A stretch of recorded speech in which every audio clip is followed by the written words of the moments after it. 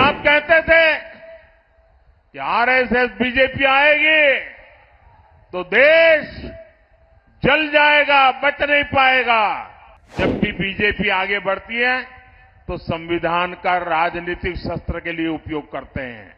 मोदी तो क्या, बीजेपी तो क्या, स्वयं बाबा साहब आंबेडकर भी इस संविधान को नहीं बदल सकते हैं।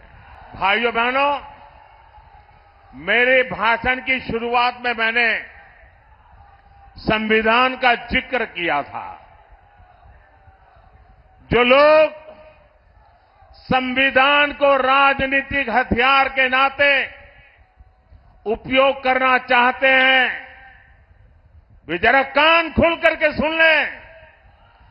पिछले 3 दशक से आपने लोगों को डराए रखने के लिए, लोगों को भयभीत रखने के लिए भांति भांति की विकृत नैरेटिव्स, विकृत कथाएं प्रचलित की है।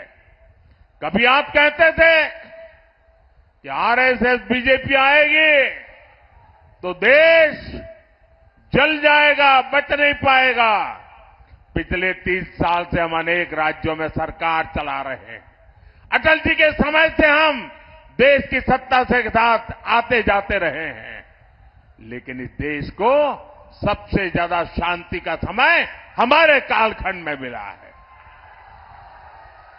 ये लोग कभी कहा करते हैं अगर आरएसएस बीजेपी वाला आए तो लघुमतियों को देश छोड़ करके भागना पड़ेगा। आज भी वो आन बान शान के साथ सरकार की सभी योजनाओं का लाभ लेकर के गुजारा कर रहे हैं, प्रगति कर रहे हैं। पहले कहते रहते थे कि लोग पुराणपंथी है, ये प्रगतिशील लोग नहीं है। हमने दिखा दिया चंद्रयान पर जाने की ताकत किसमें है। वैसे ही अब वो पिछले 25-30 साल से एक पुरानी रिकॉर्ड घुमा रहे हैं। जब भी बीजेपी आगे बढ़ती है तो संविधान का राजनीतिक शस्त्र के लिए उपयोग करते हैं और झूठ फैलाते हैं, संविधान बदल देंगे, संविधान बदल देंगे। भाइयों बहनों, लिख के रखिए, मोदी तो क्या, बीजेपी तो क्या, स्वयं बाबा साहब आंबेडकर भी इस संविधान को नहीं बदल सकते हैं। और इसलिए झूठ फैलाना बंद करो।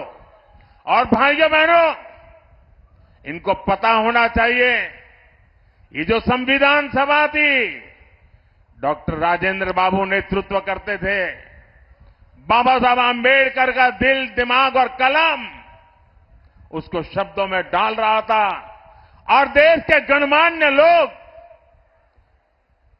अनेक महीनों तक बैठ करके विचार विमर्श करके देश की भावनाओं को समझ करके, देश की सामाजिक परिस्थितियों को समझ करके हमारे संविधान का निर्माण किया है। और जो लोग सनातन को गाली देते हैं ना, वो भी कान खोल करके सुन लो।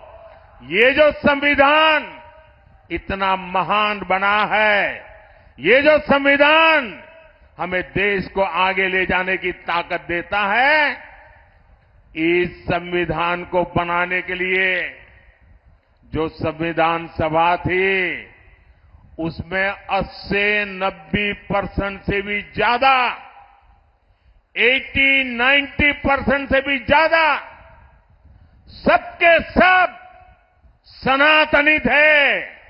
और उन सनातनियों ने इतना उत्तम संविधान बनाने में बाबा साहब आंबेडकर का साथ दिया है।